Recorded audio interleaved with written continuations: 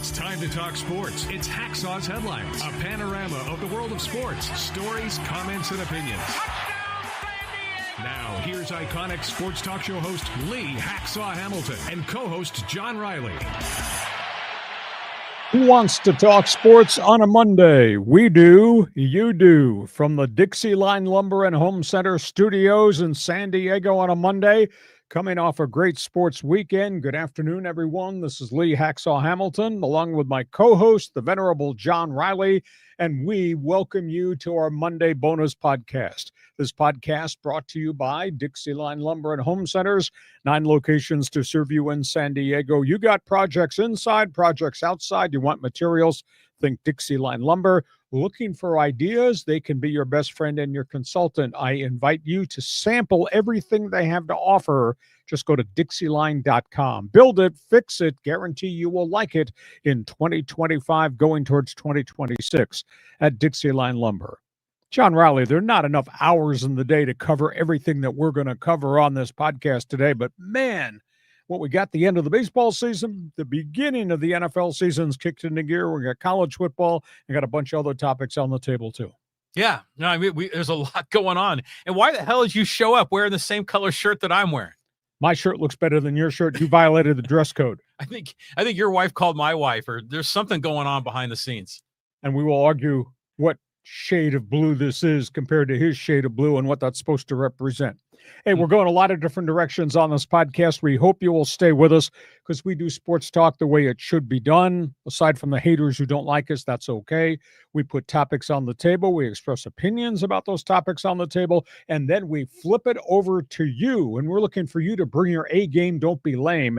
John, we call it Fans Forum. How does that work? It's your chance to get involved. You got to comment in the world of sports. Maybe you have some good Chargers, Raiders smack talk that you want to get off your chest. Now's a great chance. And by the way, I already see Matthew, XX Revolution, Michael, and Mike already in the house. So, just get on board. Go to our live stream in the chat on YouTube, on X, or on Facebook. Just type in your comment or question. We'll get it to Hacksaw at the conclusion of Hacksaw's Headlines. Fans Forum coming up right at the end of this podcast. We want you to be part of it. Couple of other items. If you like sports, you have to check my website today. I put an absolute ton of information up there in the best 15 minutes in sports. It's all written, LeeHacksawHamilton.com. You got to read my one man's opinion column about what I think about what just went down at UCLA. Invite you to sample my website. That stuff is posted. It's their first thing every morning, LeeHacksawHamilton.com. Follow me on social media. You get the chance to participate in Hacksaw's mini polls. Just go on X, type in my name, Lee Hacksaw Hamilton. Hit the follow button. That way you'll get the alerts there. Want you to share. Tell everybody who we are, what we do Mondays and Thursdays at 1:30. Subscribe. When you subscribe on the YouTube channel, you will get the alerts. Ding, ding, ding, ding. Every time we put additional videos up during the course of the week, and we do that quite often. So we're going a lot of different directions. John, let's hit the floor running because we got pennant race baseball importance with 2 weeks to go in the season. Yeah, 2 weeks to go, and it's time. Let's talk Padres. Wins, losses, and lectures. Yeah, let's talk about some of the different storylines with Padre baseball. Padres on their way at this hour to New York, open a critical 3-game series against a desperate New York Mets team. The Padres have continued to beat up on the bad teams in baseball. The Padres are still one long Fernando Tatis throw from right field of being in first place, but they're not there yet. Of course, they're still 2.5 back of the first place Dodgers. The Mets have been hot. The Mets have been cold. The Mets are in real trouble. Mets have lost 8 of their last 9. The Mets have lost 12 of their last 15. The Mets have 3 raw rookies in the starting rotation. Mets have gone through 42 pitchers this season. They're without Senga, they're without Montes, they're without Griff Canning, and they've just demoted Sean Manaea. So that's one storyline. Can the Padres, who've been beating up on people, take out the New York Mets and use that to propel themselves into first place before the end of the week? Padres-Mets, massive series. Manny Machado, they rested him. Sat him Sunday, off Monday. That's 2 days off. He's not had that all season long. The guy's a baller. but the guy is hitting 197 since August 1st, and that's really deplorable, and his defense is not what his defense has been in the past.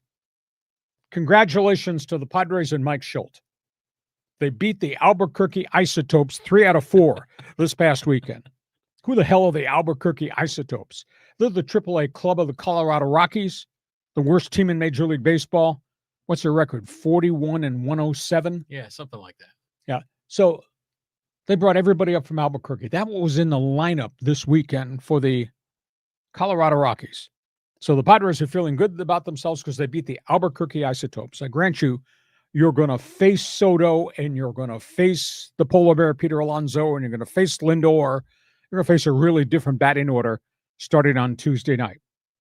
Which brings us to the manager.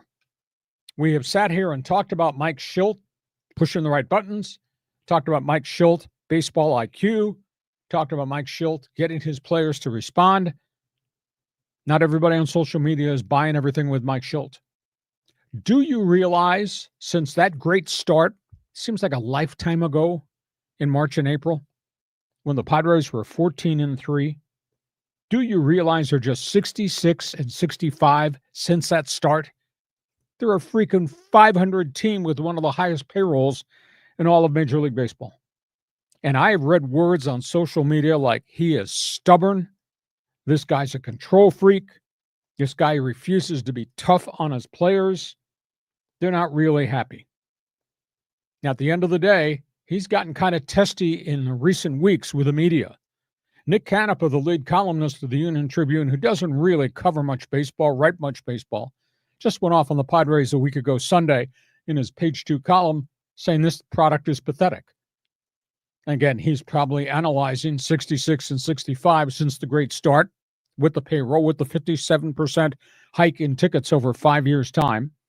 He said A.J. Preller moved all the pieces around the chessboard to make all these trades. Boom, great impact for the first 2 weeks. They haven't done anything since, including losing a bunch of games to bad teams, with the exception when they played the Albuquerque Isotopes. And then Shildt got into it with the media. Shildt started to lecture the media at the end of this homestand, but I have great belief in the potential of who we are. Yeah, that sounds great with 2 weeks to go in the season, with a team that's scuffling at 500 and has lost a pile of games to bad teams. I'm not buying it. I don't think other guys in the dugout standing there with me are buying it any longer in the media. And maybe this is the reason Mike Shildt got tossed at St. Louis despite an overall pretty good one-loss record. I don't know if it's accountability, lack of accountability, or he's just a hard ass and he doesn't want to be questioned about any decision that he makes that doesn't work out. But his team is 66-65. So you'll have to tell me, give me some direction. You're a Padre fan. Amped about the New York Mets series? Are they in real trouble? Put up, shut up time? Can they be in first place by the end of this week? Let's talk all things Padres. And your evaluation of Mike Shildt, because he started to really act like a hard ass towards the media when they're just asking specific questions on behalf of the fans. John, the podium belongs to you. You broken your leg yet jumping on and off the Padre bandwagon? I'm just telling you what I believe. And that could change day to day, week to week. You were talking about Mike Shildt, baseball IQ. This guy's got everything going on. You know, he's running the clubhouse. He's great with strategy. You've given A.J. Preller the executive of the year. Won the baseball trading deadline.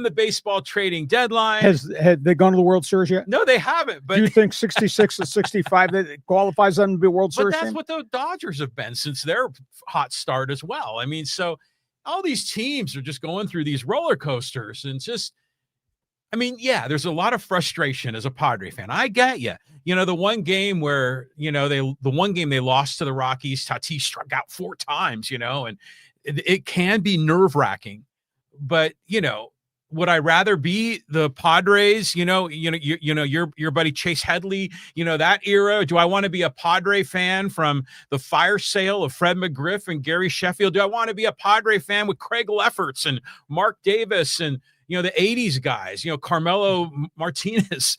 This right now is the best era of all time for the Padres. And so just 3 out of 4 with the Rockies, maybe it's starting to come together. And by the way, Manny definitely needed a day off. But you know, in the last game he played, had a home run and a single. But yeah, he's gassed. It was the Albuquerque Isotopes. Please be correct. You know, it's funny. It's like the only name in that lineup I recognize is Mickey Moniak. Yeah. You know, only because, you know, he's a San Diego kid and he played against my son in high school. But everybody else in that lineup, I have no idea. Apparently their catcher is really good. I think maybe he was a good one. Yeah, and I'm kind of only vaguely familiar with him. So yeah, you know, I'll give you that. You know, but it's amazing that team has turned, the Rockies has turned into a AAA team. I mean, Chris Bryant is still on the payroll somewhere, right? Yeah, probably career-ending back surgeries, plural. But who else is like? Well, their pitchers are gone. Every pitcher in the starting rotation has had this, or they've been traded. I mean, like, who was that kid? Gray was John Gray. He was a guy that was there a few years ago. Oh, they still have that Sentenzella guy. Mm-hmm. You know, but he's post-surgery. He is, and he's not. He's a shell of what he used to be. Marquez is a shell of what he used to be post-surgery. Kyle Freeland post-surgery. The whole thing is a disaster. Yeah, I mean, they don't even have Kevin Newman on the team anymore. He's gone. What a mess. I concur. So at the end of the day, are you just going to apologize for everything over there, or I mean, do you want to take a stance? What is this 3-game series against the Mets going to be like? Are they going to be in first place by Thursday morning? Well, I mean, they're like, what, 2.5 back right now, right? I mean, so you'd have to win all 3, and the Dodgers have to lose 3. I mean, that's probably not going to happen by, you know, Wednesday or Thursday. But, you know, they're still like, I think like 4 games behind the Cubs for the number 4 spot. You'd love to get there. That guarantees you a home game. But right now, it seems like they're in a sort of kind of comfortable number 5 spot because they got 4 games buffer on either side of them. So, I mean, they need to take care of business with the Mets. The Mets are slumping, so you just got to, you know, wipe the table with these guys back at their home field. But, you know, it's not going to be a cakewalk. And by the way, isn't one of those rookie pitchers for the Mets? I remember seeing a headline about him. He was actually had some hot starts. Yeah, he did. The other 2 got their brains blown out. It's tough. Mets, nice payroll. They've lost 8 of their last 9 with this payroll, led by you-know-who, Mr. Juan Soto. And then meanwhile, you know, the Giants they're like right there, aren't they? I think they were like tied with the Mets at one point over the weekend for the number 6 spot. So what's going to happen by Thursday? Are you going to evade the question? I mean, should I just go to the fans forum chat box and ask somebody there to stand in for this guy wearing the faded blue shirt? No. Tell me. I'm a Padre fan, okay? And I'm every day living it, okay? You know, the ups and the downs, and then sometimes I got to chill a little bit and just kind of, you know, minimize the peaks and valleys emotionally. But yeah, I mean, they got to get their crap together. I mean, this is do or die time. Here we go. 2 weeks to go in the season. You're telling them to get their crap together. Well, I've been saying it all year, but, you know, you get a little patience. But now here we are, a couple of weeks away from the playoffs. And, yeah, you got to be trajectory going up. But they're not playing the Albuquerque Isotopes any longer. Well, then they're going to play the Mets. And let's just hypothetically say the Padres win 2 or 3 in the Mets series. You're going to say, well, it's the Mets. They've been lost like 8 of their last 9. You're the what's it, a Debbie Downer. Wouldn't it be unbelievable if they've got 4 series left? Okay. Wouldn't it be unbelievable if Soto haunted them in this series and they go from Citi Field, New York to old Comiskey Park, Chicago, and Will Venable, who they snubbed to interview for manager, the White Sox screw them up too? Wouldn't that be amazing? That would be so San Diego. Oh, jeez. Apologies to Fox 5, man. But that would be a Padres curse, San Diego sports curse. All right, fans forum chat box is open. Feel free to express an opinion. You're happy. They beat the Albuquerque Isotopes 3 out of 4. You're in first place almost. What do you think? Padres, Mets? What do you think about SHILDT? And the social media is just, I think it's been grossly unfair. But at the end of the day, they are 66 and 65. So I guess some of that criticism should be pointed and directed at him. We go from that team to the other team that takes up enormous amount of interest here on this podcast. Yeah, the LA Dodgers. And it just as a quick aside, I saw in the fans forum, Arnie was saying no sound, but it's showing that our sound is on, right? So if there's no sound, let us know. But anyways, Dodgers, yeah, believe in the blue. Do you believe in the blue? I mean, here we go. They got their own set of circumstances starting tonight. They tangle with the Philadelphia Phillies. This is a critical 3-game series. And the Dodgers have a tougher schedule than anybody because They got 4 with San Francisco, which is churning, trying to claw their way into this last wild card spot. And they got to finish up in Seattle, which is in a war for first place in their division. So the Dodgers have a much tougher schedule. Dodgers. And the burning question, Dave Roberts, call to the bullpen? For who? Who can you trust in the bullpen? Big issue there. Another issue. Will Smith has re-aggravated the bad bruise on his hand. Disabled list. He's gone for 10 days. Big setback. They got a 3rd-string catcher and a raw rookie 4th-string catcher. So the Dodgers have got some problems there. A lot of dialogue. Second in-house discussion. Should they take Ohtani and spend the last 2 weeks of the season letting him get used to the idea he'll be a 1-inning relief specialist, a closer? They've had 2 conversations since a week ago Wednesday. Might this happen? The other conversation, and this makes no sense to me at all, there is conversation about letting Roki Sasaki work strictly out of the bullpen in his final rehab appearances, 1 inning each at Oklahoma City. That sounds good because he wouldn't be throwing a wide variety of pitches. He's had real problems controlling pitchers 3, 4, and 5. He'd just do his top 2. Problem is he's got a 6.25 ERA at Oak City. You're going to entrust him to maybe be a part-time closer with the Dodgers in the pennant race or in postseason play.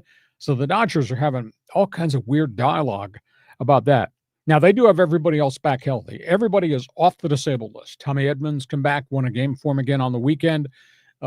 Max Muncy's back, but he's not hitting. I don't know if you see, got plunked in the head. Oh, I didn't see that. Holy cow. Thought he had a concussion. He went down like a sack of potatoes. Oh, man. Luckily, it was not serious. And all the pitchers are back, but you're going to give the ball to one of these relievers? You got to be kidding me.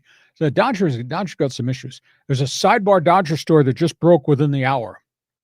We talked 2 weeks ago about the big lawsuit with 2 developers on the island of Hawaii who are suing Ohtani and his agent, Nez Bilolo, saying that they led a power drive to get 2 guys evicted who were founders of this luxury resort thing. Today, Ohtani and Bilolo filed a counter lawsuit against the 2 developers who were expelled from the project, saying they have data and information for the 2 developers who lured Ohtani into this to be a backer of this big Hawaiian $7 million per house plantations on the island, the Big Island. They say they have data that those 2 developers set up a website and were using Ohtani's name, likeness, and image as if he were a spokesman for a different development in addition to the one on the Big Island. So they've gone to court and they're suing these guys, saying they have now evidence that they were illegally using Ohtani's image in addition to what happened on the Big Island to create another set of luxury homes somewhere else in the Pacific Rim with Ohtani as the front man without Ohtani's approval. Wow.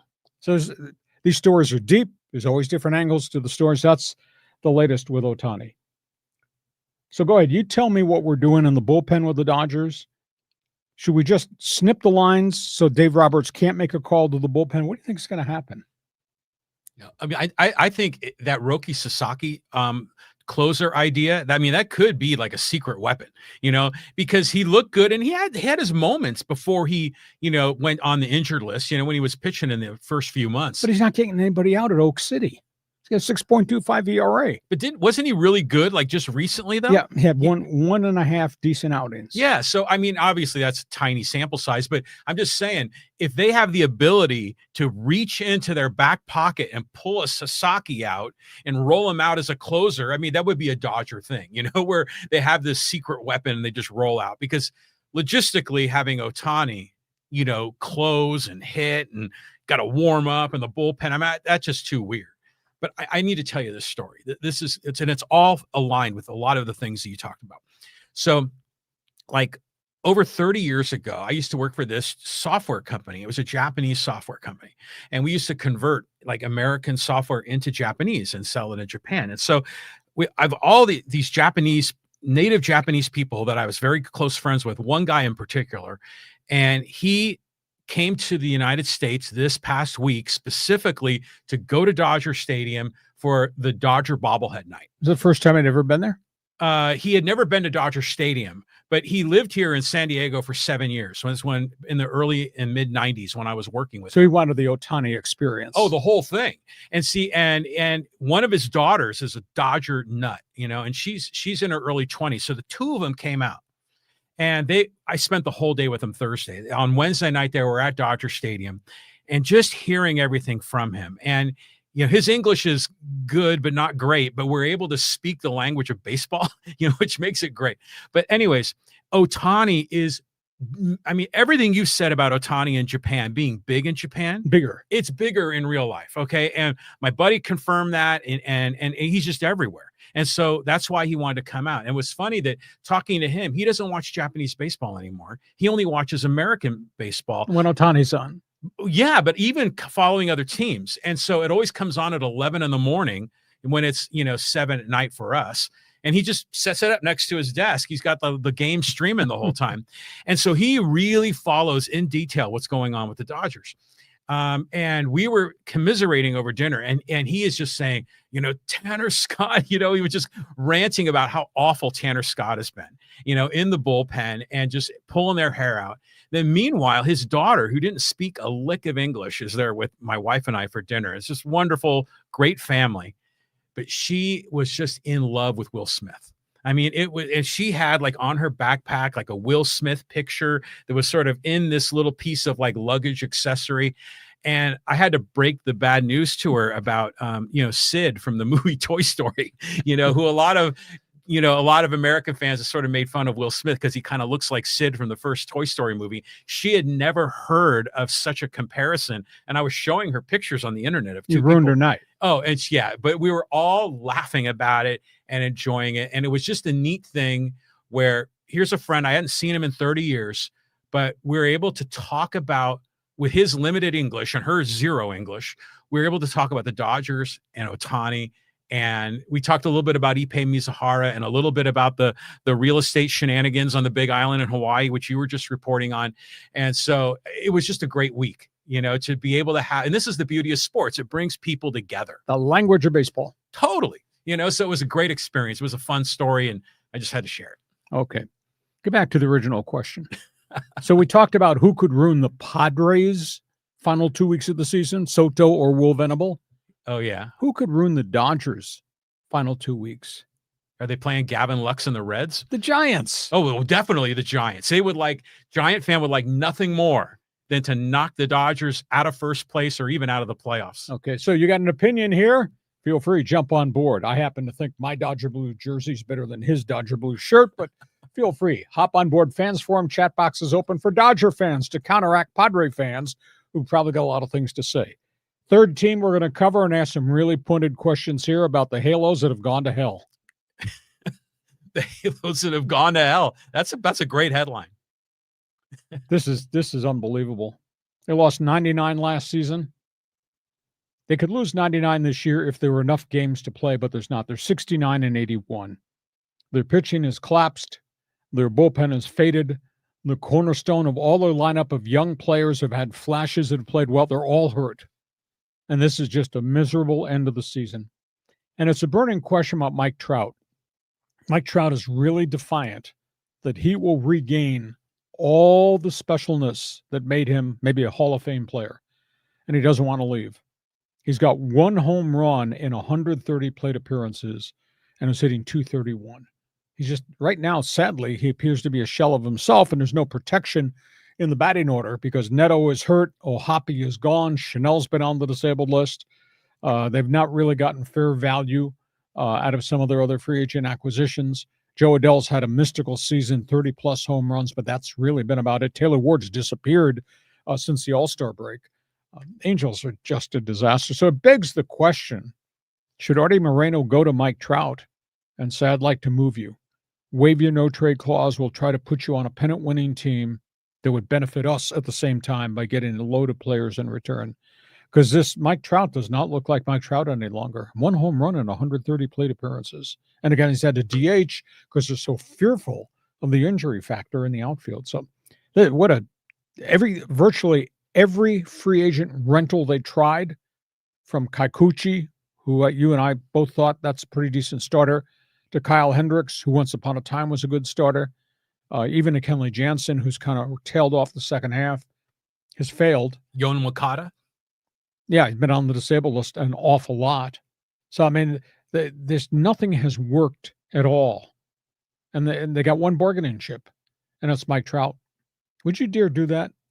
Oh, definitely. I mean, first of all, it's just kind of weird how the Padre Dodger thing is so hot, and the Angel situation is almost like this forgotten, off the radar. Totally. And we'll report on the Angels, and it's usually not, I mean, it's Tyler Skaggs or it's some other kind of negative news. Now, maybe for the longest time, Trout didn't want to be traded. He liked the Angels. He wanted to be loyal to the team and the fan base. But, I mean, it's time to move on. It's time to turn the page. And so hopefully Trout can see it in himself that a change of scenery would be good for his career, but kind of replenishing the farm system for the Angels would be good for Angel fans. Because it's not like Trout is going to take the Angels to the World Series next year or the year after that. I mean, he needs to go somewhere where he can be like, the veteran that's going to add in, and it's going to, coalesce the whole clubhouse, bring the young guys, the old guys together. Trout could be that guy. And surrounded by guys in the batting order. Yeah, exactly. So, I mean, I know he's a huge Philly Eagle fan, so I'm sure he'd love to finish his career in Philadelphia. He's a Jersey guy. Yeah. Well, it's right across the river, right? Isn't it? Yep. From Philly. So, it would make sense for him to play on the East Coast, but he has to first say, hey, if I give a green light on giving up my no trade clause, it's actually a win-win-win. Mike Trout wins, Angel fan wins, and wherever he goes, they win too. I concur. Angel fans, you're out there, feel free. We talk a ton of baseball on this podcast. We're going to talk NFL football now. Fans Forum chat box is open. We're hitting a lot of hot buttons here with what we've already discussed, Padres, Dodgers, Angels. We want you to respond. NFL football, Monday Night Football.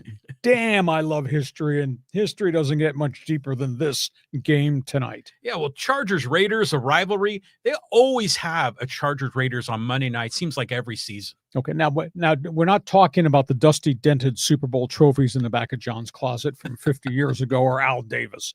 We're talking modern-day football.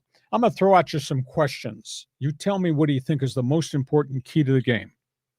Is it the dynamics of Pete Carroll and his energy versus the dynamics and the energy and the persona of Jim Harbaugh? Or is it Max Crosby coming off the line of scrimmage against the Chargers' backup right tackle and the great unknown they have at right guard? Is it a really weakened back seven defensively for the Raiders?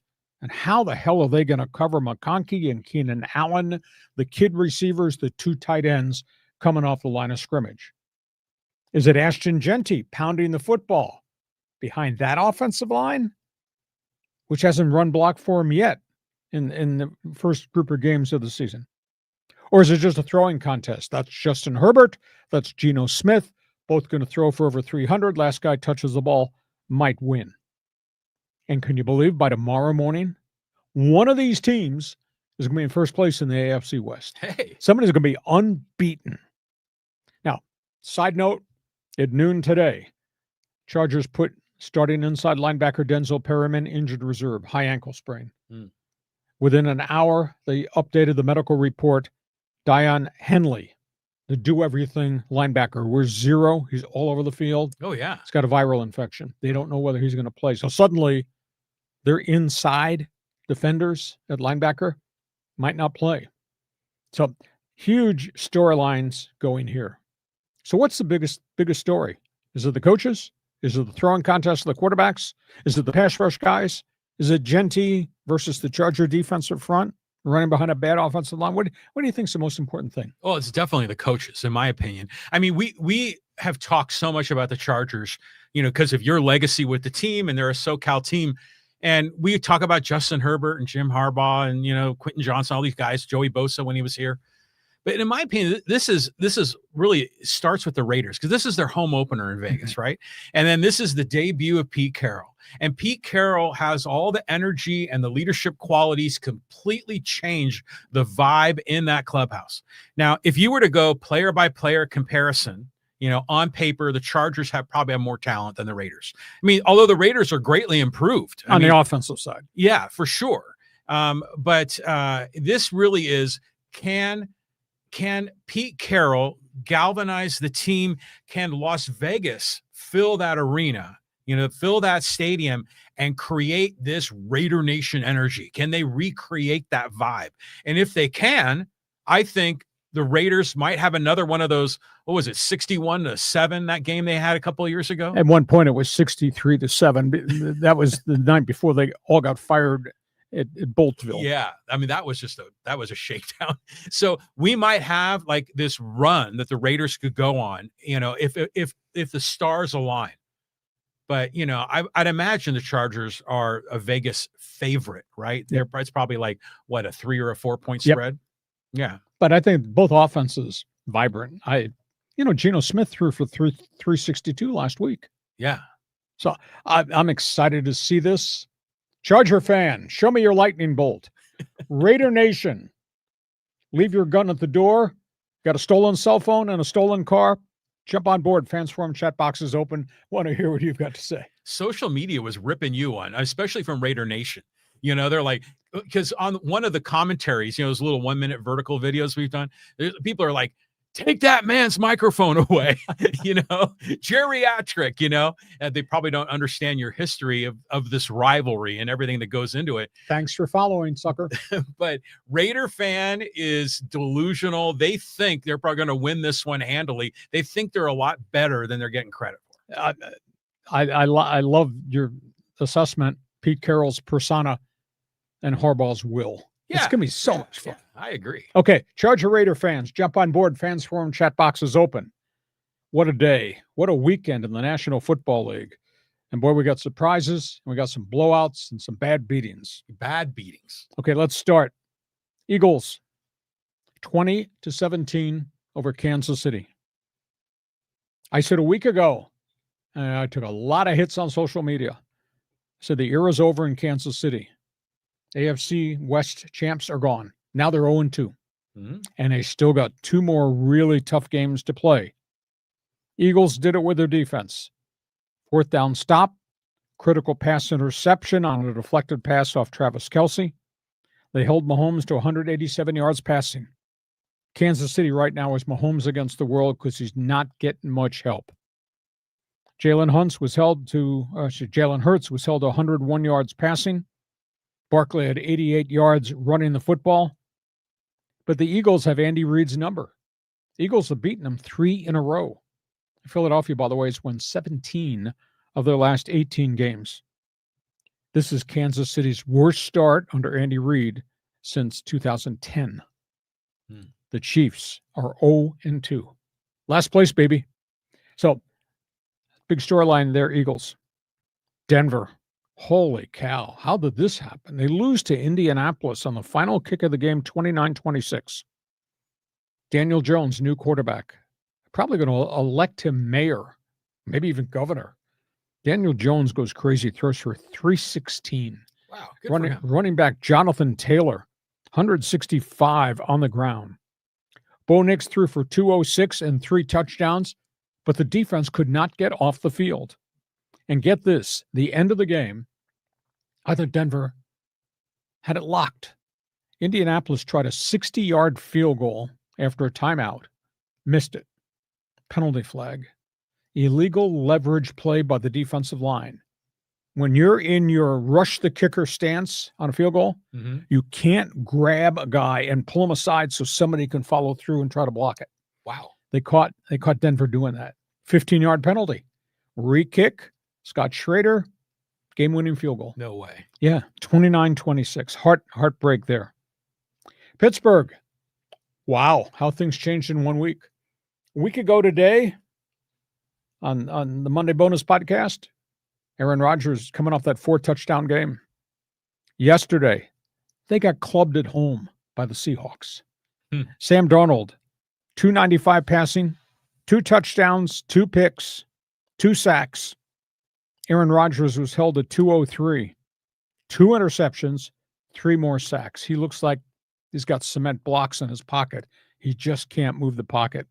Boy, Pittsburgh fan really unhappy losing to the Seahawks. Not that Darnold was playing great, but Darnold got Seattle the victory. Green Bay, what they did to Washington last Thursday. Holy cow. At 4 sacks, 12 hits on Jaden Daniels. Just absolutely stunning as they shelled the Washington Commanders. I told you Detroit was going to be pissed off. They were. Detroit 52, Chicago 21. Jared Goff throws for 5 scores, goes off for 334. Lions had 511 yards in offense. Caleb Williams, he looks like Harry High School back there, running for his life all the time. He threw 3 touchdown passes. He took 4 sacks. There's too much freelance football with Caleb Williams, and he keeps getting them in long-distance situations. Doesn't work. Not a lot of people real happy right now with Caleb Williams. So that was a pretty impressive Detroit win. Rams trashed Tennessee 33-19. Matthew Stafford goes for 299, 2 more scores. How about Devontae Adams and Puka Nacua combined for 14 catches yesterday? And the Rams defense, 5 sacks of Cam Ward. He's running for his life. Dallas Cowboys. This was weird. This was wild. 40-37, they beat the New York Giants. Dak went for 361 and a couple of scores. CeeDee Lamb and Jake Ferguson, wide receiver tight end combo, combined to catch 18 passes from Dak Prescott yesterday. And Russell Wilson told reporters on Friday, "This is my job." You know, everybody for a whole week after the Giants' first loss, everybody for the whole week said, this is the end of Russell Wilson. Russell goes out and throws for 450 yesterday. Wow. For the New York Football Giants, although they turned it over right at the end and there was a bad penalty at the end. It led to the game-winning kick. Dallas outguns the New York Giants 40-37. Atlanta, Minnesota. Boy, there are a lot of people in the land of 10,000 lakes that are walking around asking questions today in the aftermath of a really poor performance by J.J. McCarthy. The Falcons beat the Vikings, beat them really bad, 22-6. J.J. McCarthy has now had 1 good quarter in 8 quarters of football, and he really looks freaked out by the speed of the game and by the defenses. Atlanta, 3 takeaways of J.J. McCarthy's offense, 2 more picks, 6 sacks. Suddenly the Vikings they don't look like the same football team right now. And now there's huge question marks about J.J. McCarthy. So those are some of the marquee games this past weekend around the National Football League. Like I said, big wins and some bad beatings. Oh, yeah. And, you know, that the Eagles-Chiefs game was the marquee game. I mean, it was a Super Bowl rematch. But, you know, you're saying, is this the end of the era in the AFC? You know, it might be, you know, but, you know, the Chiefs just have too much talent, you know, and they're going to have those receivers eventually coming back. So this, you know, Rashee Rice is out for 6 weeks. Yes. So, you know, maybe by midway through the season, they'll start ramping up. Maybe they squeak into the playoffs as a wild card. But there was one play in that game that just seems sort of indicative of this changing of the guard in the AFC West. And it was Mahomes was driving in the fourth quarter, you know, to, I think, tie the game, and threw it to Kelsey, who slipped out of his hands and went in the air, and it was intercepted, you know, right at the goal line. Yep. And one of the Eagles guys ran it back like 30 or 40 yards. I'm like, that normally never happened with Kansas City in the previous 5 or 6 years. But their problems in Kansas City are deeper than a flub pass off Kelsey's hands or the accident the first weekend where they ran an illegal pick play and the rookie wide receiver ran head on into Kelsey and dislocated his shoulder. They can't run the ball worth a lick right now, which means their run blocking substandard, although Josh Simmons at left tackle is really grading out pretty well. But there's a bunch of other people in Kansas City aren't playing well. I just don't think they have enough people around Mahomes. And for all the creative things that Mahomes can do with a football, he can't do it by himself. No, he tried. I mean, you could see some of his scrambling moves, but I think I'm just saying that there are signs, there are like little signals, that you see here and there that, maybe this isn't going to be another magical Chiefs run. And to your point, yeah, it could be the Chargers or the Raiders leading this division after 2 weeks would be a shocker. Oh, Sean Payton finds out you just denigrated him on this podcast. But as the host said a week ago, era over. Kansas City. And then, by the way, that the Falcons, it's nice to see them having some, some love. Well, they've upgraded their defense. I mean, they were all over J.J. McCarthy. He was running for his life.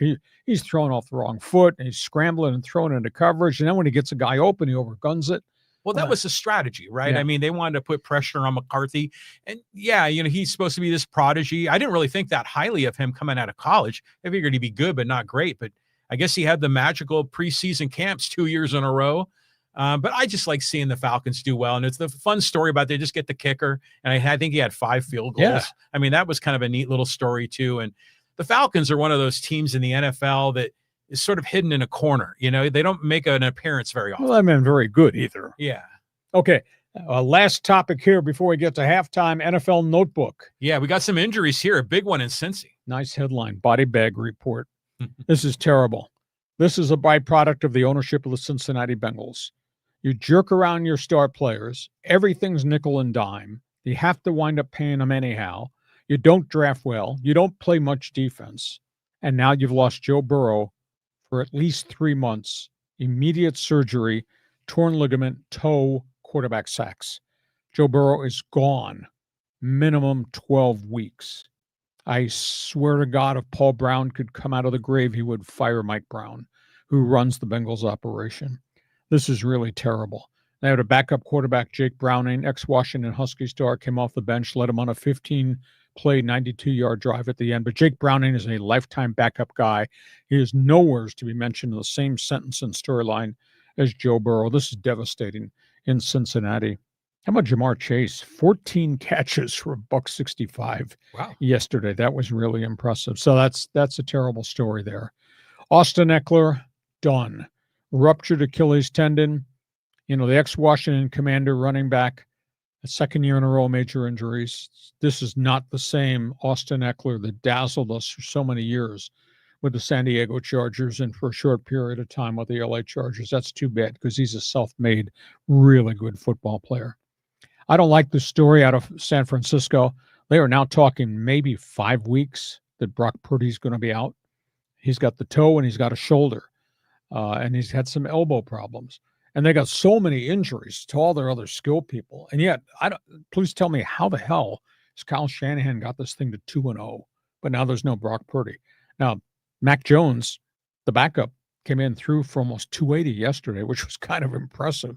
So maybe Shanahan's fingerprints over Mac Jones going to make him a better quarterback than the Mac Jones who scuffled under Belichick there in New England. And New York Jets, Justin Fields gone. Significant concussion. I saw the video of he took back-to-back wicked hits, and he is out with a severe concussion. He's 3 for 11 throwing the football before he got knocked out of the game. He's just not a complete quarterback, despite these flashes. We saw last year, chunks early in the season, played well for the Steelers.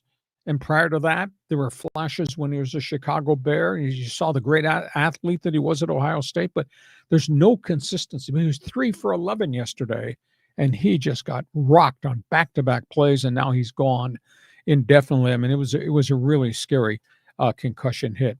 And then we talked about Washington. I'll just add this to the late-breaking story. Jaden Daniels now's got a sprained knee, byproduct of 6 quarterback sacks in the Thursday beating to the Green Bay Packers. So the body bag count with quarterbacks more than anything else in the NFL, pretty significant.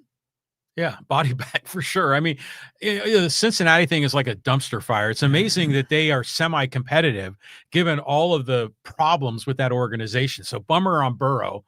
Austin Ekeler looks like the curse of the Chargers has followed him to the East Coast. That's too bad. He's such a good guy. Oh, yeah. You just hate to see that. But, I'll tell you what, the whole Brock Purdy thing. Well, first, let me just say a quick thing on Fields. He had a great week 1, and I was like hopeful for him. Now he had a rough week 2, and he's hurt. I mean, concussion ain't good. But Brock Purdy situation, do you ever get the sense that the 49ers said, okay, he had that great run, a couple of years ago, got us into the Super Bowl, and, it's kind of, they were playing with house money because he was Mr. Irrelevant. Then it comes time to his big contract. And now suddenly they have to pay him. Like, I don't know, what did he get? 40, 45, 50. And they're probably thinking he's not really worth that, but it's just the nature of the timing that now we've got to pay that. And then they kind of put themselves out there.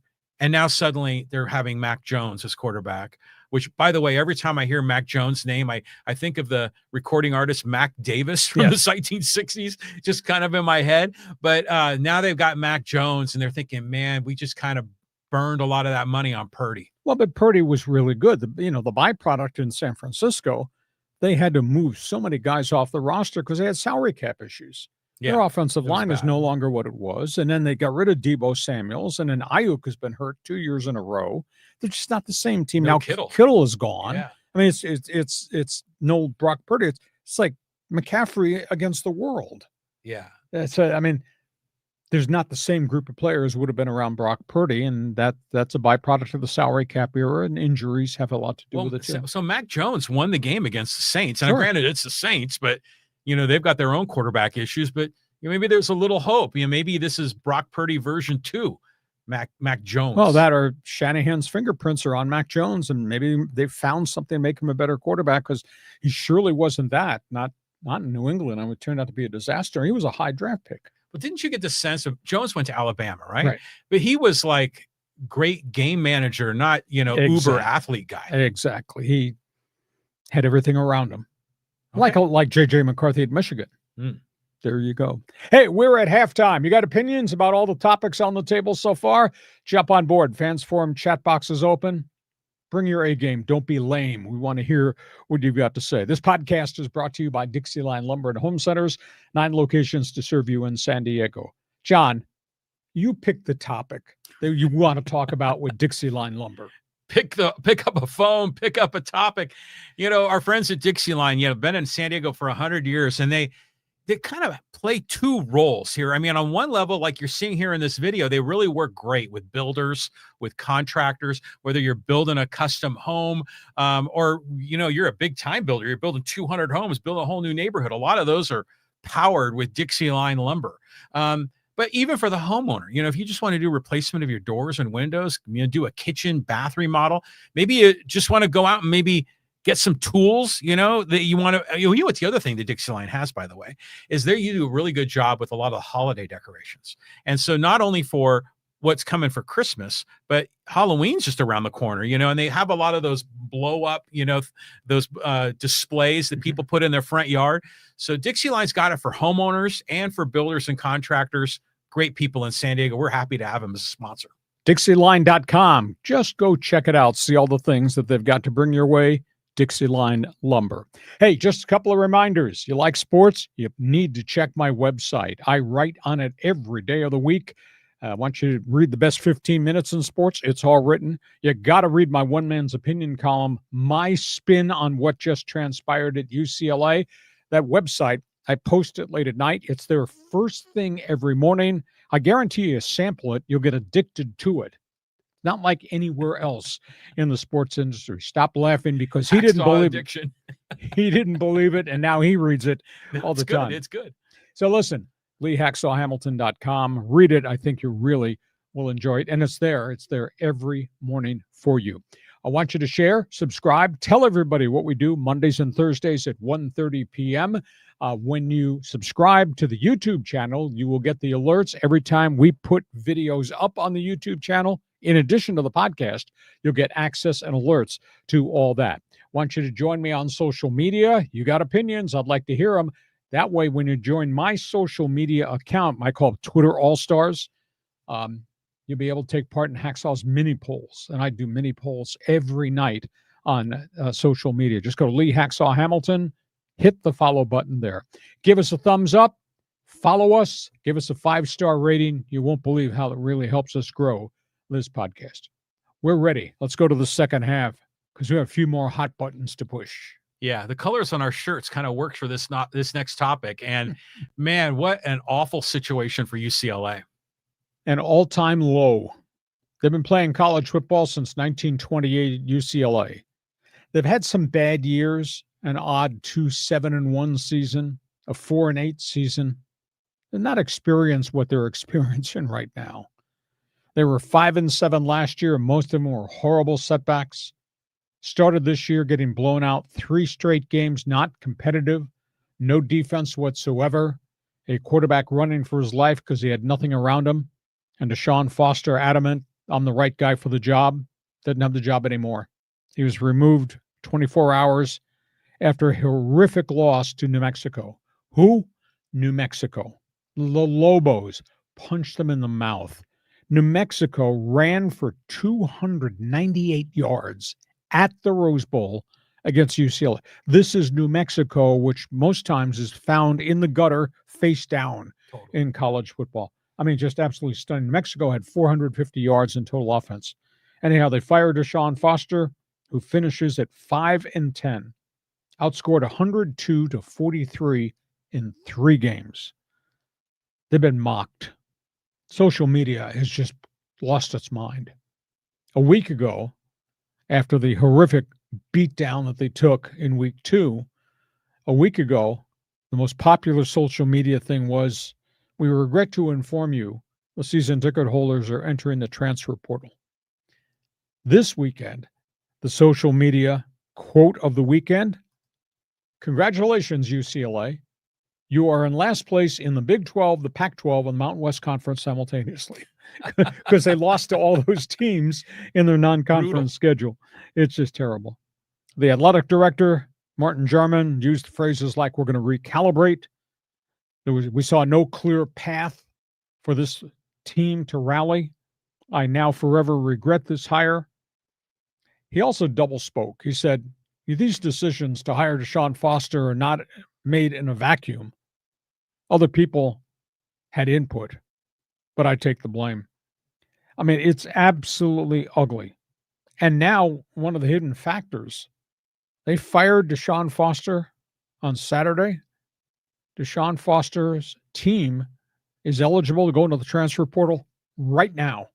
If you fire a coach, there's a 30-day window that opens for all those players on that team to go into the portal. Uh-oh. They could lose a whole pile of players in season. Oh, that could be awful. And on top of that, 4 of the blue chip recruits who had verbally committed for 2026 announced on social media they're out. They're not going to come to UCLA. This thing is an absolute disaster. So it really begs the question. Martin Jarman is the athletic director running this athletic program who hired Deshaun Foster in less than 72 hours after the first interview. It was a quote, I was told by an angry man of Westwood, a backer. It was a hiring of convenience. It was the simplest hire because he was probably the cheapest hire. Hardly any buyout whatsoever. Well, their budget problems are probably why. What, $216 million? And by the way, all the money they pissed away over the last hire, a.k.a. Chip Kelly.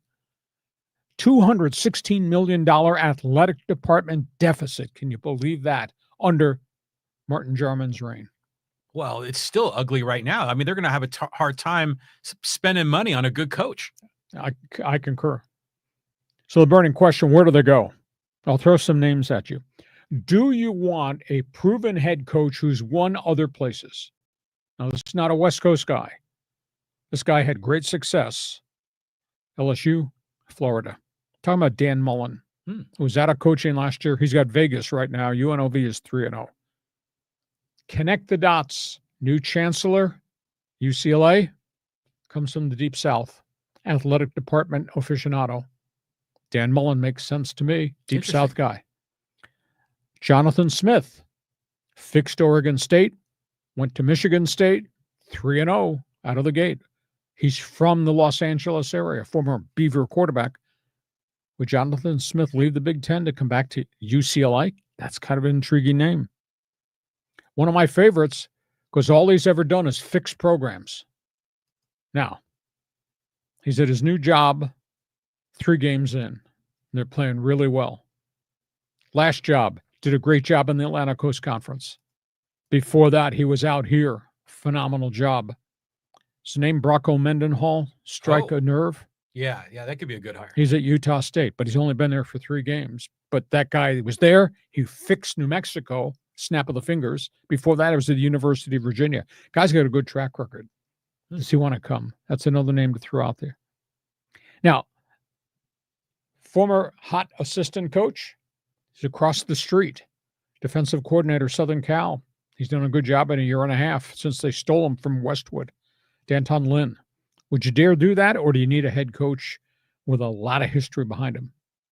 And then there's the wild card. Do they need something sexy? You know, I think about Coach Prime and what Neon Dion brought to Boulder and what he made Colorado football into. Do you need somebody with a name in neon lights? This is far-fetched. John Gruden wants to coach. Gruden. Would you dare do that? Oh, man. The UC Regents would never let that happen. Well, I'm just throwing names on the bulletin board. So anyhow, that's where we are. So what's your reaction to the failure of Foster? Is there a bigger failure there led by Martin Jarman, the athletic director? And who do you want to go get? This dumpster fire all over the place here. This is just awful. And, you know, I mentioned in a previous show that, you know, UCLA is a very prestigious academic institution. And you can't be having it's one thing to have like an off year in football, but this is a disgrace. I mean, how many people showed up at the Rose Bowl game against the Lobos? It was like, what, 10,000 or something? It was barely anybody there. And then, you know, they're faking the numbers, right, on the attendance levels. So everything about this is awful. But if you look like kind of bigger picture, football in California is pretty bad. I mean, Cal and Stanford are not doing anything. No. I mean, it's every once in a while, Cal or Stanford might be okay. USC has been stumbling and bumbling. They're a little better this year so far. But, you know, the Aztecs are down. I mean, UCLA way down. I mean, West Coast football, thank God for Oregon having a good run here. But, you know, UCLA's got to figure this out. And if they're that deep in debt, who are you going to get? You're not going to get, you know, Mendenhall. If he comes over, he's going to want to be paid.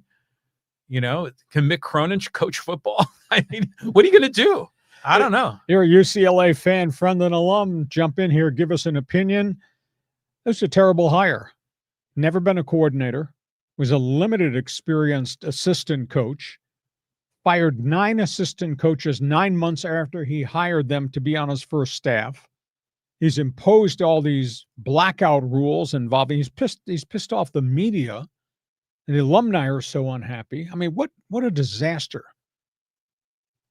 My column today is about who hired Deshaun Foster and should there have been another firing in addition to the football coach. Go to my one man's opinion column. I write some really damn good think pieces on my website. You do. You're not just talking smack. You do. Okay, that's the UCLA story. Fans Forum chat box is open. We go from that. What a wild weekend in college football on the field. Yeah, there's some really good games over the weekend. Let's talk about LSU. LSU just playing unbelievably explosive football. And explosive is the only word I can think to talk about Brian Kelly. I've seen a lot of weird things with coaches at press conferences. If they lose, they get angry. Sometimes they don't play well, but when they get angry, he's historically going to his press conferences, pounds on the table. What the hell are you doing? And Brian Kelly, his defense intercepted 5 passes against the Florida Gators. It was a huge SEC win, and he blew his lid at a reporter who asked about the offense, which got kind of iffy and really struggled. And he started screeching at one of these veteran reporters covering LSU football about stupid question, and you don't know football, and I know football. And he goes off on these tangents and these tirades. Brian Kelly's going to self-destruct. There's a lot of junk going on behind the scenes with Brian Kelly. And he's lost my favor. And he came from Notre Dame. He's lost my favor. But anyhow, that was a hell of a win in the SEC. Georgia outgunned Tennessee. Something like 41-40. What a great game. Gunnar Stockton throws for 304, a couple of touchdowns for Georgia. How about this story? The Tennessee quarterback, Joey Aguilar. He's the kid that was at Appalachian State, transferred to UCLA, and was going to be the Bruins star. Deshaun Foster brought him in. And then all of a sudden, Nico Amaliava leaves Tennessee. He shows up at UCLA, and the coach tells Aguilar, you have to leave. So Joey Aguilar in this showdown with Georgia goes for 371 and 4 touchdowns. Deshaun Foster. And they ask him about, aren't you glad you didn't go to UCLA? And he kind of looked at the reporter for 10 seconds and said, how'd that work out at UCLA? Oh, what a shot. So look at that. Texas A&M. Wow, what a game at Notre Dame. 40-point shootout. Marcus Reed throws for 361 in South Bend, couple of touchdowns, won the game with 13 seconds to go. What a shocker for Notre Dame. Their defense just could not get off the field. Allowed the Texas Aggie quarterback to throw for 360. Big setback. Notre Dame was 0-2, and they're still ranked in the top 25 based on Catholicism and history. They're 0-2, and they're still ranked. How is that possible? But anyhow, Texas A&M, that's a huge win. That's a really good program that they bought down there at College Station. USC wins in Purdue. Jaden Mayava just continues throwing missiles and touchdown passes. Defense had 3 picks of the Boilermakers. Mayava had 282 through the air. So USC wins on the road. By the way, UCLA, think about this. Once they get through this bye week, they start playing in the Big Ten. They got to play Ohio State, Penn State, Washington, USC, Michigan State. I mean, their schedule go on forward. Oh, they're going to go over. Could be. I mean, that's just horrible. So Southern Cal wins. Colorado, I watched this one. This is not good for Coach Prime.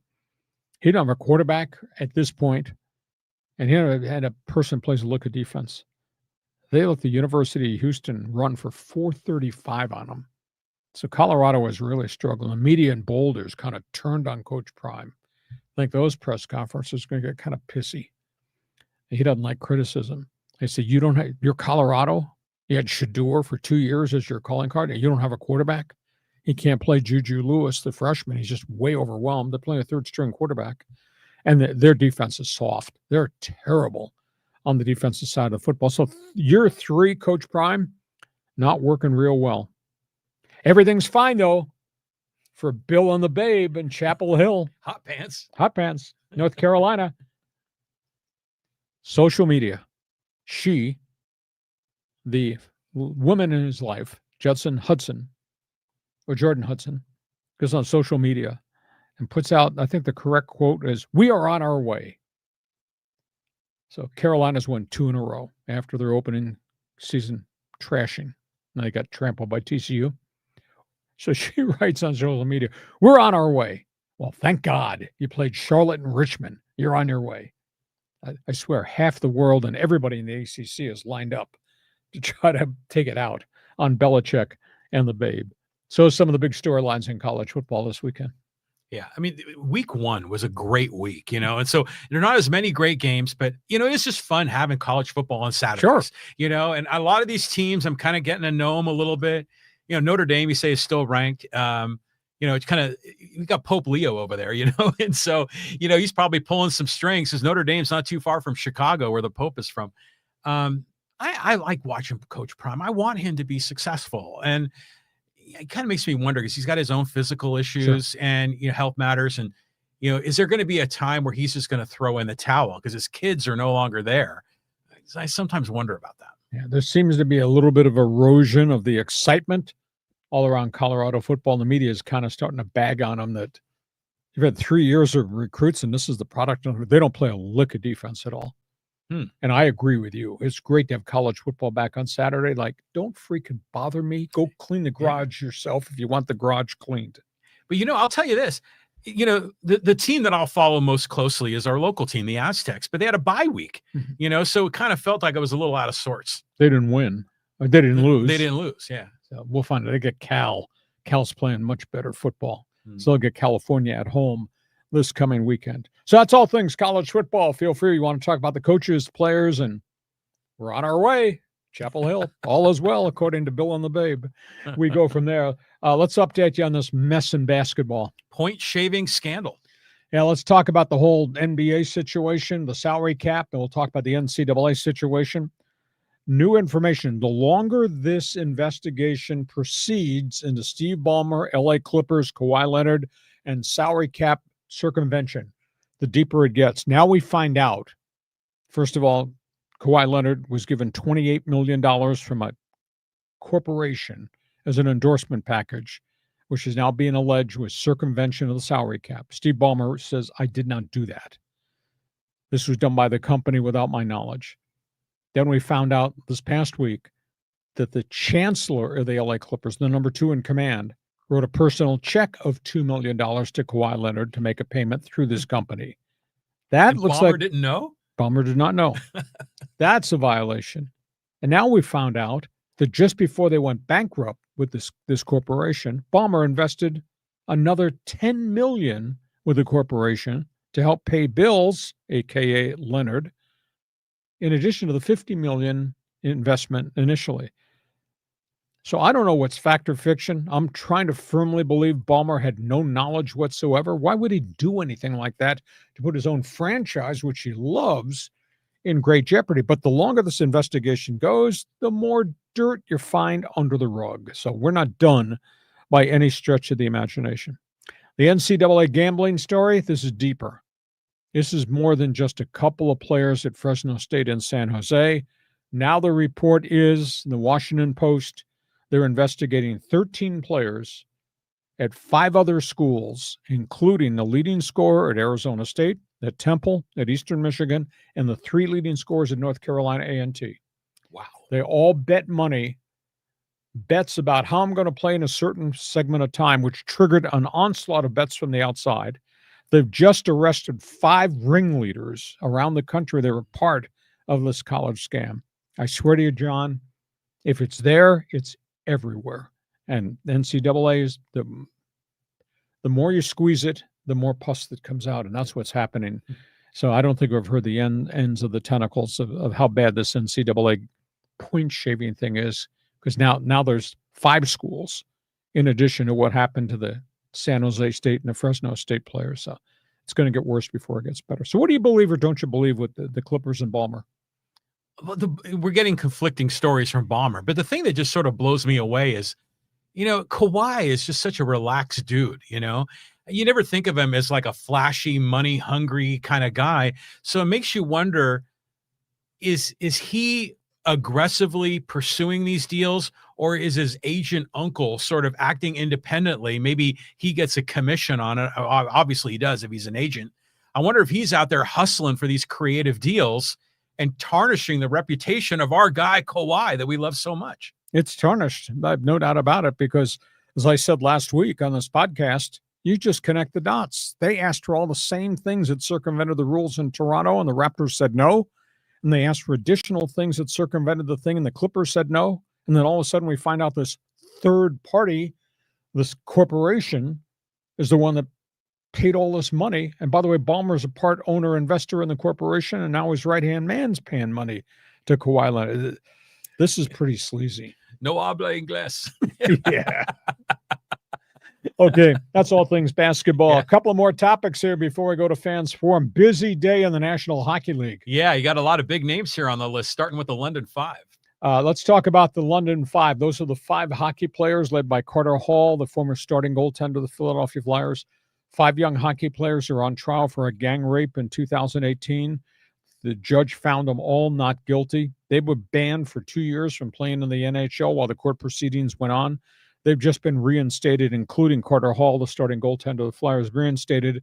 They can sign contracts they can play effective on December 1st. So far, nobody has touched any of the players. So that's item 1. Second one is Bob Goodenow. That's not a name non-hockey fans would know. He was a legendary head of the NHL Players Association. Players Association was in operation from the 1960s on, led by Alan Eagleson, one of the big power brokers. But Eagleson was in bed with John Ziegler, the president of the NHL at that point in time. And they made deals that helped each other, but did not necessarily take care of the players. Well, Eagleson was involved with fraud. He was forced out. In fact, he was given the Order of Canada, which is the greatest civilian thing you could ever get, like a Medal of Honor, and they took it back because of what he did while he was the head of the NHL Players Association, all this fraud. Anyhow, Alan Eagleson left professional sports in disgrace. Goodnow came in. He brought strength and teeth to the NHL Players Association. He just passed away at the age of 72. I don't think he ever got the true consideration he deserved. He's the one that created the idea of the World Cup of Hockey. This was after the Soviet series in the 70s. He created the true World Cup of Hockey. He was a driving force that allowed NHL players to go to the Olympics, and we still have that going forward. He's also the one that was the head of the union when there was a lockout, when the NHL shut down the entire season, one whole year. He was the head of the union. So they wiped out a whole year of the calendar of the National Hockey League. I thought it was going to be the death of the sport. But what they finally negotiated was he negotiated a salary cap, which the owners wanted, but he also negotiated what he wanted, a floor to spending. That's talking your language. Yeah. Baseball, pay attention, please. Right. And he negotiated players get 54% That's way more than of gross revenue. It's more than anybody in any of the other sports. So Bob Goodnow did a lot of very influential things, replacing a corrupt Alan Eagleson. So, our old Canada Network fans, they jump on board. The NHL is unbelievably solvent, and these players are making enormous amounts of money, and a lot of that indirectly goes to Bob Goodnow. Third name, Sidney Crosby. We talked about at the end of last week. His name is surfacing as a potential trade candidate. Pittsburgh Penguins are in a massive rebuild. I would say you can't trade Sidney Crosby from Pittsburgh. You can't trade Mario Lemieux when he was a star in Pittsburgh. But hell, they traded Gretzky out of Edmonton, so I guess anything's possible. Sir Sidney dropped hints in Nova Scotia this past weekend before he went to the Penguins camp. He might be willing to waive the no-trade clause in his contract to go home, and home is Montreal Canadiens. So that might happen. And Montreal's got a really young team. Montreal's got a lot of salary cap space. Montreal's got loads of draft picks. This might be win-win to bring Sir Sidney back to Quebec. And the last one, if you're a transplanted, deported East Coaster like I am, you know who this guy is. Legendary New York Rangers goaltender. He's one of the most popular of all time, one of the cornerstones in the 60s and 70s. Eddie Jacquemin has just passed away at the age of 86. All-star goaltender, Stanley Cup goaltender, just a great human being. Of course, his passing comes a week after the Canadian icon Ken Dryden passed away. So a lot of things going on in the NHL because we cover all the sports. John? I like the Goodnow story. I mean, I like kind of the innovative mind coming and proposing changes to the sport, because a lot of times you get commissioners that are just so conservative, they're just trying to keep the revenue flowing. But I like, in these case, innovators. But his name, Bob Goodnow, I just think of you and Jim Rome. It's like, good night now. I don't know, just sort of an inside hacksaw thing. But, it's interesting to see. There's a lot of like drama in the NHL, that goes on, but that's just, part of society these days. The owners made so much money for so long, and Alan Eagleson was in bed with John Ziegler, the president. Yeah. And there was an eruption, and they found all this fraud. And, Eagleson was probably more influential in Canada than the prime minister. And anyhow, he was deposed and he was taken out. And then Ziegler lost his job as a byproduct of the relationship because they were doing deals for themselves, and Goodnow came in and fixed it. And think about what the NHL's become. It's got the hard cap. It's got a floor, which everybody in baseball should be paying attention to. Everybody's making money. And he got the players 54% of the gross revenue. And the gross revenue in the NHL right now is through the roof. Hell yeah. Well, good for him. Yeah. He was really, really special. So that's all things hockey. Hockey Hotline is open. You want to join us, Fans Forum. Last topic on the table. Be prepared to get knocked down. Maybe you're going to take an 8 count on this one. Go ahead. Yeah. This is great. We're talking boxing. Let's talk boxing. That was a great fighter. Past tense. I think his career is probably over. Canelo Alvarez, who has progressed up into different classifications, wound up losing middleweight title fight to Terrence Crawford over the weekend. Crawford was 41-0. Canelo is 62-2-2. He's been a phenomenal fighter. And Mexico has had great fighters for decades upon decades. But I asked the burning question because this fight was like off the radar. Nobody paid any attention to it. I wrote about it on my website. Canelo's just a great, great champion. And he lost to Terrence Crawford, who went up in 2 weight classes to fight this guy at the heavier weight, and he tattooed him. It was a unanimous decision. Scorecard was 116 to 112, 115 to 113, 115 to 113. I watched video. Alvarez had no answer to Terrence Crawford's left. He just kept walking in and getting pounded. He hasn't announced his retirement, but in effect, likely his career is over. And Terrence Crawford's fought great people, including Mayweather. But I asked, so that was a great fight. I'm disappointed to not get more national recognition. It was not on anybody's radar. And the bigger question I'll pose to boxing fan is boxing's era over? I mean, if we think boxing, John and I are about the same age group, and we think, What? No. well, I'm better looking. But think about this. When I think boxing, my era, your era, Hearns, Hagler, Sugar Ray. Oh, yeah. That's the 80s. Roberto Duran, Mhm. Julio Cesar Chavez. I mean, there's so many great boxers.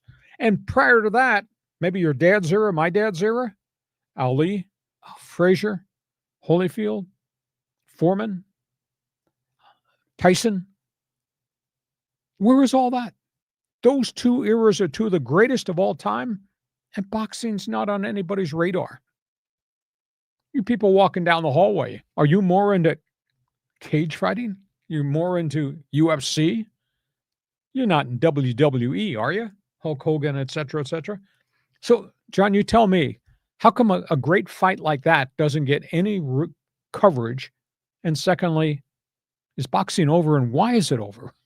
No, boxing's not over. I'll just say this as a fan, I've kind of gone in and out of the world of boxing, especially depending on the stars. And I'll tell you what, I love watching old videos of Muhammad Ali. Mhm. I mean, not only Muhammad Ali in the ring, but Muhammad Ali as The persona. the persona. Yeah. And some of the, he was so outspoken on so many social issues, and he's clever and funny, and he's got a lot of great things going for Muhammad Ali. He is the champ, the greatest of all time, the GOAT of all GOATs.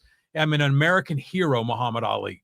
But yeah, it's like the whole, world, the world wrestling thing really blew up in the 80s, and that kind of, took a little bit of the sheen off of boxing. And then, yeah, with UFC now, boxing is sort of in the shadows. It'll kind of rear its head up a little bit, certainly around the Olympics.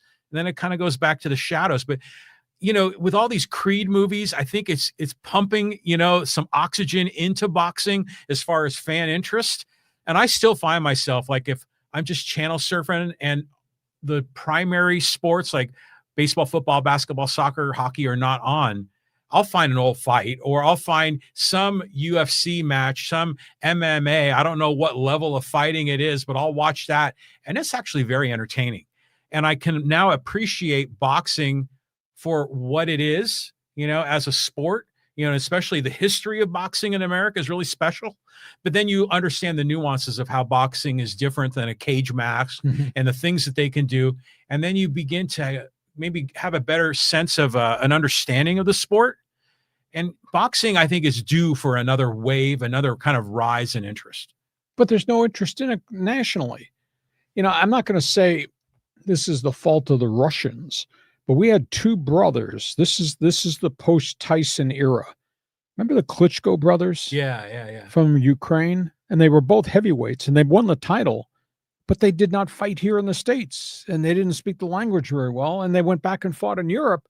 And I just don't think heavyweight class, I don't think boxing's been the same since the Klitschkos took the belts and left. I think it's been a downhill cycle ever since that point in time. Well, because there haven't been a lot of American boxers. All those names that you mentioned, I think every single one of them was an American. And they came through the Olympics for the most part. Yeah. So, it's gotten more international, just like all the fighting categories and sports versions have gotten more international. But yeah, I mean, it's like men's tennis. There's not enough American stars. American fans sort of lose a little bit of interest. Okay. Fans Forum chat box is open. Looking for boxing fans. We've never touched this topic on the table, but we do sports talk the way it should be done. We talk about everything. So the Fans Forum chat box is open. Podcast is brought to you by Dixieline Lumber and Home Centers, 9 locations to serve you in San Diego, regardless of the project in the home or the back patio, in the kitchen, the restrooms.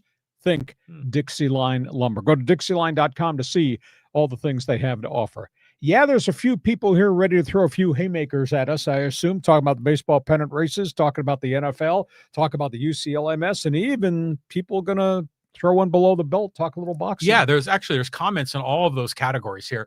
But, let's start with our friend Matthew. You give us some cash, you go to the top of the line. That helps us pay the bills. Yes, it does. And thank you, Matthew. He says, Clippers had a bad attendance last year and watched the LA Lakers get Luka. Watched OKC win with the player they traded away. Was getting Kawhi and Paul George worse than what Minnesota did to get, what is that, Herbert Walker? And their situation looks like a nightmare. Well, they've tried hard. So I think you got to give credit to Ballmer. He's spent beyond the cap. And they tried twice. I mean, they tried with Chris Paul and Blake Griffin, and then injuries waylaid them. They tried it really hard with Paul George, Kawhi Leonard. Injuries and impending free agency kind of sabotaged that. So they're in a tougher situation right now. I just have a hard time believing. First of all, the Lakers have always owned the market. I don't care what the Clippers attempted to do. It's a Laker market, even though they have the shiny new building, etc. I just have a hard time believing Ballmer would do anything unethical as it relates to NBA bylaws, because he knows the history of people who have crossed that line and done things illegally. What they did to the Minnesota franchise Timberwolves, what they did to the Cleveland Cavaliers in the Stepien ownership era. So I have a hard time thinking that Ballmer would ever do that. In terms of the new arena, tremendous buzz early. But if your team's beset by injuries, you're not winning, fan support kind of eroded as that season went away. So I'll be intrigued to see. I mean, they're renting every veteran guard they can find. I think it's going to be a good Clipper team. We'll talk more basketball in a couple of weeks as camps open. I think it'll be a good team. It might be the oldest team in the NBA right now. So that bears watching. But you have to argue with me for a long time. John and I argue all the time. Hell, we might as well be married to each other. John and I argue all the time We're about wearing matching shirts. Yeah, exactly. We talk about a lot of hot pointed topics. I just have a tough time believing that Ballmer would intentionally break the rules. That's just not him. No, Ballmer's a good guy. I mean, but it doesn't make sense though that he doesn't know that his number 2 guy was funneling money. I mean, this smells bad, and you hate to see this happen to Ballmer. But this is just all goes back with the whole Clippers curse. I mean, it just never ends. And by the way, I used to work for the Clippers back in the 1982-83 season. I sold popcorn up and down the aisles at the sports arena. And we only had to work for the first 3 quarters. And the fourth quarter, we could sit in an open seat and watch the game. And that was great. I mean, I think it was awesome. Please quit name dropping. You're next. You're going to make everybody believe you're tight with Donald Sterling. No. But it was just cool, to be in the arena and being paid to be there. So I always had this soft spot in my heart for the Clippers, and I want them to be successful. But yeah, LA fan, they always go, the Padres are nothing to the Dodgers, the Clippers are nothing to the Lakers, and the Chargers are nothing to the Rams. Those are all our JV teams. Okay. Hey, good to have you on board, Matt. I'm sorry. My co-host here just keeps going off on tangent. Now he's dropping names. He's tight. He's tight with Donald Sterling. Yeah, Jeez. I don't want to be associated with that guy. Please don't hold that against me. Go ahead. Next one, John. Okay, next one. And let's go down the list. Let's go here to Derek. He goes, hey, here's some Canadian rubles to celebrate NHL training camps opening this week. Thanks, guys. Tip of Molson's Canadian. Well, this dummy drinks Labatt's, but I'm a Molson's Canadian guy. Love the opening of NHL training camps. And I mean, there's so many great storylines. The Sidney Crosby story. I'd have a hard time believing that the Penguins would ever trade Sir Sidney, but maybe to Montreal, because that in essence would be him going home, be close to Nova Scotia. And Montreal's done everything from a salary cap standpoint to be in that position. And boy, they'd be a great veteran. They got a young Russian player, Demidov, who's just spectacular. And they made a big trade to get Noah Dobson from the New York Islanders. And they got an unbelievable rookie defenseman. What's his name? Houston, who's just arrived last year. They've got some really good players. Crosby obviously would be a real cornerstone there. So we'll see where that goes. That's one story. The other story is the dollars. The dollars. Connor McDavid, final year of his contract. And the story that happened in Minnesota with Kiprasov. turning down $16 million, all-time record, turned it down. And there's a lot of pressure. The Minnesota ownership is going to trade Kirill Kaprizov out of Minnesota to somebody that's going to pay him $17 million or $18 million. But this is an all-time record amount of money. So there's so many stories about to bust loose. And because of where I came from, being a hockey guy, we're going to talk hockey here too. Go ahead. You know, I'm looking at this and I'm thinking, how does the NHL do training camps? And, you know, like, for example, with the Kings and Ducks, where are they holding their training camp? And do the Ducks, as an example, have a lot of San Diego Gulls like intermingled in their training camp? I mean, how does all that work? Yeah, everybody brings to camp. You're allowed to have 50 players under contract. Now, you open camp, you have unsigned draft picks. You may have some free agent guys and PTO, pro tryouts, contracts. But everybody holds their camp, and they'll play 9 exhibition games. Next year, it's going to be reduced because the schedule is going to 84. So they're going to cut back on the number of exhibition games. But, I mean, the Kings trade at what's the name of the facility up in Anaheim? It's brand new. They just opened it just a couple of years ago. The Ducks do. And the Kings have their own facility. And some of everybody practices, and then you play exhibition games. And then lo and behold, they start in mid-October. Here we go. Yeah. You know, and it's interesting because basketball camps are getting organized too, since they're on the similar schedule, including college basketball. So, yeah, a lot going on. Okay. We'll continue to cover it. Thanks for being with us, Derek. Okay. You ready for a shot? Okay. Here's one from Javi. You're a joke. Retire. Thank you. Thank you for following. I don't know what your beef is, but that's fine. We will present this the way we want to present it, and we have opinions based on all the information, and I guarantee you, you don't get this information anywhere else. So agree or disagree, does not matter, but it's great to have you on board. I love the fact that you're still going strong, man. You know, damn it. You know, this is what you're doing what you love, and don't stop. You know, BS with this guy, Javi. You know, just keep going. Just live it, breathe it. You're all sports all the time. Hey, you can reach me through my website. There's an email address on my website. You want to email me with a specific of what you like, what you dislike, that's fine. I can't answer every email, but I do try to answer those who are critical with just a response to tell you why we do what we do and what I think about what we do. So I can't apologize for being bleeping brilliant. I'm sorry. I just can't. Okay, let's go to Casey. All right, Casey says, hey, good afternoon, guys. Hacksaw, looks like the Mets are blowing the last spot in the NL wildcard race. Who do you think gets that last spot in the NL wildcard spot? They're in big trouble. And as we alluded to at the onset in the baseball segment, they've used 42 pitchers this season. And I never thought their staff was spectacular to begin with. And here we are, the final 2 weeks of the season, and they're fighting for their lives, and they have 3 rookies in their rotation. One of them is a young pitcher by the name of Tonga, Josh Tonga. I had like a 1.43 ERA, and he got up there. His ERA is like 8.25, and they keep sending him out every 5th day because they have nobody else. They got so many pitchers hurt, and it's too bad. It's interesting because John and I have joked and talked a lot about the batting order and the stars and Soto and all that. Every one of those guys that's making all that money, they're all hitting 260. Every one of them. Now, Soto's got 40 home runs. I think he's hitting 261 right now. Lindor's hitting 263. Peter Alonso, he's got 40 home runs. I think Alonso's hitting maybe 261, but they're all in that same area. But they have no pitching, none at all. I just remember as a kid looking on the back of a baseball card to try to assess, I was learning baseball. What's a good batting average? 260 just sort of meh, it's not bad, but it's not great. If they bring a lot of defense to the table, if it's Ozzie Smith, like, okay, but Alonso and Soto got to be hitting better than 260, especially Soto. I mean, come on. My favorite phrase, and I tell this to parents, I get down and I do power walking and all that down at the Rancho Bernardo Community Park where they have all the baseball fields and those kids. And everybody comes up and says hi, and you're full of crap. Here. Yeah, you're full of crap, or we really like your show, or loved you on the Chargers. And we talk baseball all the time, and a lot of conversation about the Padres. And, your kid's pitching. I said, yeah. And he says, yeah. I said, you need to make him a left-hander. What do you mean he's left-hander? He's a right-hander. Let's make him a left-hander.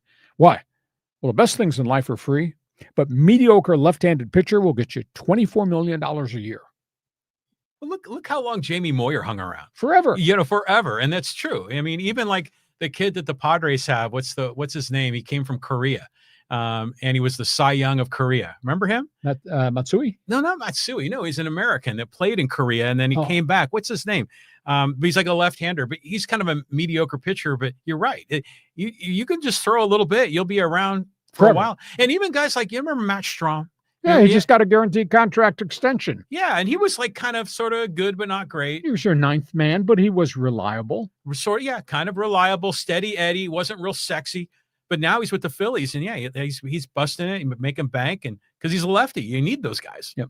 Best things in life are free, but mediocre left-handed pitcher will get you $24 million a year on a contract. Or you can just be a tall backup center on an NBA team. That works too. Tall but white. Yeah, that all works. Okay, let's go here to Jeff. He goes, hello, Lee and John. He goes, do you think it would be a good idea if the NFL use of football was stripes on field goal attempts? It's very difficult to see the bleeping football. Yeah, I've always thought about that because they used to use stripes. When the NFL first started, and again, this is the history in me because I was a kid growing up, when they first played night games, and they'd have a football with white stripes so you could see it on black and white TV. Now, this goes way back. I mean, it's like I was 10 years old in the 1950s and 60s. The Old American Football League did it too. So that, I'd like to see something different with the design of the ball, but that wouldn't stop everything that's illegal going on with the tush push right now. So this is an interesting topic because I know that when I was a kid playing football, if you had the football with the white stripes on it, it was kind of more chunky and fat. But the footballs that didn't have the stripes seemed more elongated, that were more like missiles, that you could throw. You think that's real, or is that just aesthetics? No, I know it's sort of aesthetics, just kind of how I noticed how the football felt in my little hand when I was a little kid. But it does make you wonder about why the rules have changed, why the NFL doesn't use the white stripes. And yeah, sometimes it is hard seeing the field goals. Yep. But I don't want to have like some neon lit up, hockey puck from the NHL. They tried that for a while. Yeah. But it is interesting because the footballs, I think they're not the same college to NFL, are they? They're different. There's some dimensional change. Speaking of the tush push, I don't know if you heard this story. It's just kind of leaked out this morning. The Eagles have used the tush push 15 times so far. They've been offside 13 of the 15 times, and it hasn't been called. They have viewage video along the line of scrimmage just before the snap, and all the Eagle linemen, their helmets are over the line of scrimmage before the ball snapped, and it's not being called. Yeah, that's like a neutral zone, isn't it? Yeah, last tense is supposed to be. Yeah, because I've seen that, especially with defensive players, where they'll be in a three-point stance, and their hands and their feet are behind the ball, but their helmet's hanging over the edge. So it always made me wonder, what's the boundary line? Is it the line of scrimmage, or is there a buffer zone? It's supposed to be where the ball is. Right. That's supposed to be. But those offensive linemen are hanging over the ball. You go on Google or on Twitter today, on X. I mean, it's a big story, and they got videos of the Eagles just offside all of their guys. See, that's the way you can police it, because you can't make it illegal. Like some people want to, but they do need to do it within the rules. Yeah. And by the way, I saw what you just did. I didn't say anything about the tush push, and then you go, speaking of the tush push. Well, it's just because you're talking about changes in the league and the ball and all that. Yeah, of course. Don't get so defensive. Okay. Cheat. Okay. Let's go to Showtime. Hey, I hope Patrick Surtain isn't hurt long-term. I never seen him give up that many plays. Broncos may be in trouble. That was an awful loss. Yeah, it really was. And they just kind of broke down here. I think he got I think it's a minor hamstring. But that was a tough thing. I mean, it was hard to believe the Eagles gave up. I mean, the Broncos gave up as many yards as they did. I mean, Daniel Jones just went crazy throwing the football. And that Denver's had a really good defense since Sean Payton got there. And they had a good defense in week one. I thought they're going to do the same thing and slow Daniel Jones down in Indianapolis, but boy, it did not happen. And Bo Nix doesn't look right. They're not running the football at all. And they thought they were, with the draft, et cetera, and the arrival of J.K. Dobbins, that they were going to pound the football. But maybe Sean Payton's forgotten that there are pages in the playbook that have to do with running plays, because they're throwing the football a lot. Nix is throwing it, but he's not throwing it as consistently because they're not running the foot. It's not as balanced as it was before. Interesting. Yeah, I didn't get to see that game, but I saw the score and I was like, wow, you know, Indianapolis is sort of like this resurgence of Daniel Jones. Maybe he's finally getting what he felt he deserved to get. Well, he's got some people around him. I'm running back. I mean, he's been there a long time. Jonathan Taylor, I think he played at Wisconsin. He's pretty good. And Ty Warren, the kid out of Penn State, he's catching everything they're throwing to him. And they got wide receivers. They got to keep them on the field and keep them healthy. But so far, so good. So far, so good. Okay, let's keep on trucking here. There's so many comments. And let's go here to let's go here to Michael. And he says, the problem with the Padres is this: when they get pitching, they don't hit. And when they hit, they don't pitch well. They're in trouble. They're inconsistent. 29th in power in the major leagues. Pittsburgh's the worst power hitting team in baseball. The Padres are right there in front of them. That's hard to believe. Are they going to be able to find home run hitting postseason? I don't think so. You know, and I have huge reservations about starters 2, 3, and 4.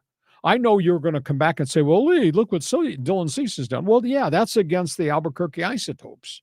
Let me see what they're doing against good people. We'll see what happens in his 3-game series in New York against the Mets. Pretty decent, power-laden batting order. I have reservations about the Padres' ability in starters 2, 3, and 4. And they're going to need a lot of base hits since they don't hit the ball out of the yard very often. You know, and I know you're going to come back and say, well, Lee Machado just did very well. But that was against the Isotopes pitching staff. And Machado, at one point, had 1 home run in 37 games. 1 home run in like 128 at-bats. He's just not the same player right now. No, he's not. And so he needs this time off. But I think Michael's generally right on target here as far as the trend goes. Because, yeah, they were winning like yesterday's game 7-0. And it was 7-6. Then it was 7-6, and you know, so you thought they were getting the pitching and the hitting both on the same day, and it turned out that you didn't get either one of them. But they won. But again, that was the Albuquerque Isotopes. Okay, all right. Now here's let's go here to Daniel. This is an interesting comment. Talk about the Dolphins. He goes, how we doing, gentlemen? It's going to be a long season for the Miami Dolphins, right? Yeah, roster's in disarray. They can't stop anybody. They don't run the football very well. Tyreek Hill right now is just there's a lot of personality clash. He's got so much going on off the field. They deny that they're shopping him, but the rumors are that both Kansas City and Pittsburgh have made contact with Miami about the potential. I don't think Mike McDaniel survives this as head coach. I think they probably need a whole house cleaning. A lot of people really upset at Chris Greer, the general manager. A lot of people don't like the owner, Stephen Ross. I mean, so this Dolphins thing does not look good at all. And he might be the first guy to get axed. I don't know. Maybe he doesn't get even to midseason if this losing continues. Well, you were saying, I think in the best 15 that Tyreek Hill has been a subject to some trade rumors. Yeah. It's like some teams are interested to see if the Dolphins will deal. Well, Kansas City desperately needs something to be a catalyst. Yeah. But he's got an $11 million deal. I don't know how many clubs can take on an $11 million contract. And he's got all that junk off the field, his lawsuits and his baby mamas. And there's a lot of problems with Tyreek Hill. Past tense, great player. Current tense, not much of a person. Yeah, he's a head case. No doubt about it. Okay, here's some interesting. There's a couple of these. I want to get a few of them in from Blind Squirrel Sports, talking a lot of UCLA Bruins. If UCLA is looking for a coach on the rise who can bring in dynamic offense, the Bruins should hire Buster Faulkner. I don't know who that is. Well, let me go through here. He had a couple of comments. He said, but they better move quickly if they're interested in the Georgia Tech offensive coordinator. Okay. So I don't know if that's who that is. And then he said, oh my God, this was Derek, $216 million in debt. How do you hire anyone? Well, it's a big issue. Their opinion is that's the reason they went to the Big Ten, because they're going to get $50 to $60 million per year for athletics from the Big Ten media contracts. But I mean, they're in such a financial hole, and nobody's going to the games. I mean, the erosion of season tickets is just absolutely amazing. That's mismanagement. I mean, I get it. You know, the Pac-12, they weren't making as much money. They want to get more money in the Big Ten. But you can't be that big in a deficit, especially as a public school. I mean, because who's making up that deficit? It's students paying more for tuition, or it's coming out of taxpayers' pockets. And they're paying at one point. They're paying off 3 different coaches. And plus all the guys that Deshaun Foster fired. Yep, the nine assistants that he axed 9 months into the job. But I asked the question. Read my column You may not agree with everything I say or write, but read my column if you're a UCLA fan and spread it around. It's on my One Man's Opinion column on the website, leehacksawhamilton.com. How does Martin Jarmond keep his job as athletic director? Oh, yeah. He's got some questions to answer. Here's one from David. Sorry, Dave, meant to get this in earlier. He goes, hey, do I need to get a background check to buy a chainsaw, a DIXIELINE for my Halloween costume? Go Dodgers and go Padres versus the Mets.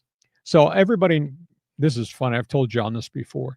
A lot of people know me for a whole wide variety of reasons because I'm on TV. Do you know who I am? No, I don't say that. I'm on KUSI every Saturday. I do a big sports package commentary. I piss people off on TV too, like I do on this podcast.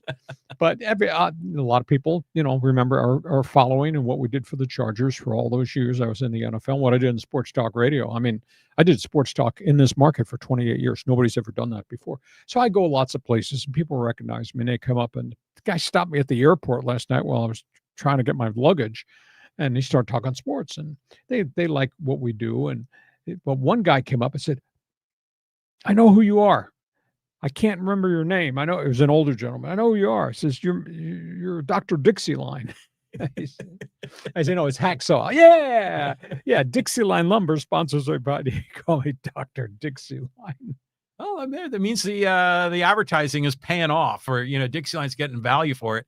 And by the way, they do sell chainsaws at DIXIELINE, but just don't roll in with a hockey mask or something. You'll probably be all right. They'll take care of you. Go Dodgers, go Padres versus the Mets. David, thanks for being with us. Okay, let's go here to Coffee Mug. It says, hey, USC is not much better, than UCLA. Well, I think there's a big credibility gap right now.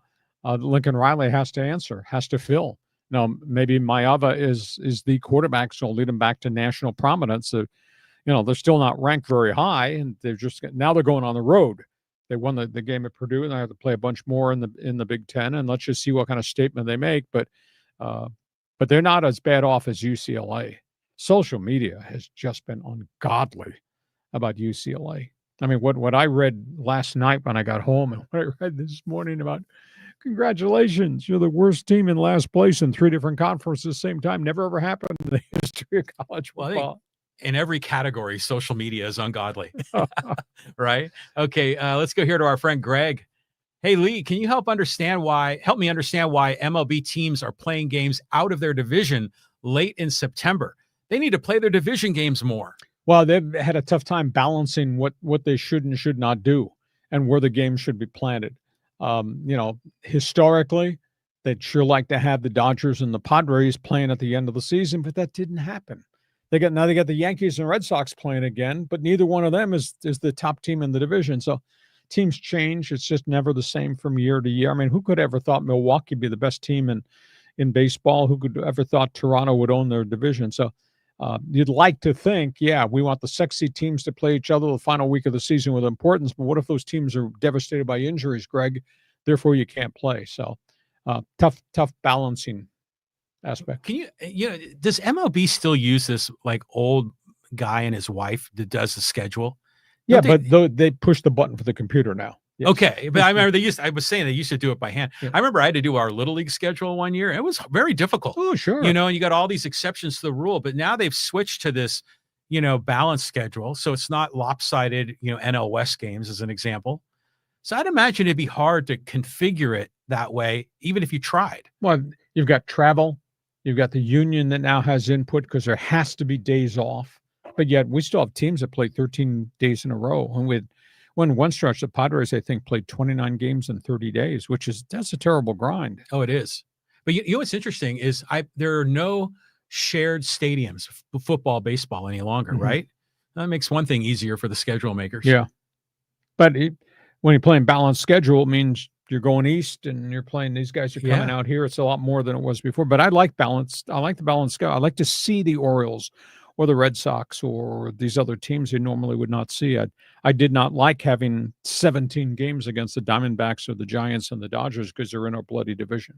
Well, we have the Vetter Cup, so we always have that.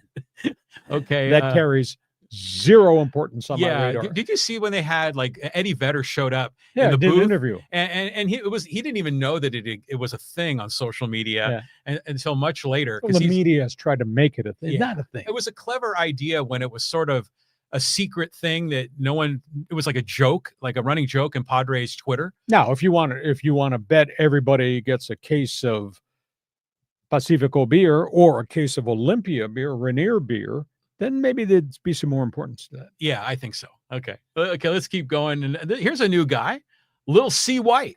He goes, hello, good afternoon. What do you believe the Bengals do at quarterback? Trade for Shedeur Sanders or Malik Willis, or give Brady a call to maybe come out of retirement? Now, there's one rumor out there that there might have been conversation with Kirk Cousins, but if you know Mike Brown, the penny pincher owner, he's not going to take on that contract. I don't think Atlanta's going to pay more than they're already paying for Kirk Cousins, and they want Kirk Cousins as insurance policy for Michael Penix. Ryan Tannehill is out there. He's available probably at a price that's a vested veteran. But they're going with Jake Browning because Browning has been there for a long period, and Browning is productive. Browning threw for a ton of yards after Joe Burrow got hurt. And I don't know how many games you win with Jake Browning, but he led him on a 15-play, 92-yard drive at the end of the game to finally win that thing. But they're in big trouble because this is a byproduct of a cheap organization, a roster that has not really been constructed very well. Historically, they don't draft and do well with offensive linemen or defensive linemen. So this is a disaster. And you consider Joe Burrow has now had 5 major injuries in his career, and that's all a byproduct of the Bengals organizational failure to put proper protection people around him. Well, if you're going to call Brady to come out of retirement, you should call Boomer Esiason, at least him. Didn't Ken Anderson pass away recently, or is he still alive? I'm trying to think. That's a good question. I thought I saw something about Ken. I think he did pass away. I would say within the last 6 months. Something like that. But he goes back a long time. That goes back to the Paul Brown era, way back. Well, I remember that was the first 49ers Super Bowl 16. Mm-hmm. But then, there's always Chris Collinsworth. Do you like Collinsworth? Oh, yeah. You do? Yeah, 2 of the best broadcasters I ever met. Both came out of Cincinnati. I got to know Bob Trumpy really well.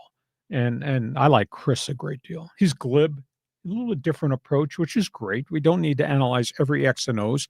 He's got every angle covered, and he's got a persona to him. I think a very classy guy. Better than Les Nessman, WKRP in Cincinnati. I thought turkeys could fly. I know. Okay, can we get a few social medias in here? Yes, let's do this quickly before we run out of time. Yeah, because there's some Raider talk in here because we got the big Monday night game, and okay, here's one of them, and this is from Cancer S1. And, is this still a rivalry? The Chargers Raiders. Rivalry means they were giving one another competition. Both have been a joke since the franchise merged to the NFL. Only chip they won was in the AFL. They became a failed franchise. San Diego Clippers, Chargers are trash. Raider gang or don't bang. Well, at the end of the day, though, what's your composite record over the last 18 years, 20 years? It's pretty bloody bad. I mean, you're living in the heyday of Al Davis, but that heyday was a long, long time ago. I wrote a column. I got skewered for it by Raider fans, but the scoreboard does not lie. I mean, the Raiders are like almost 100 games under 500 since the final days of Al Davis into the Mark Davis era. That's pretty bad, bloody football. Of course, you would know you're wearing silver and bleak and you're drunk all the time, but that's... Do you remember the Raiders had the greatest Monday Night Football record of all time? Yeah. It was just sort of a weird little stat. Once upon a time, Al Davis was a guru in terms of player personnel acquisition. He went and got guys everywhere.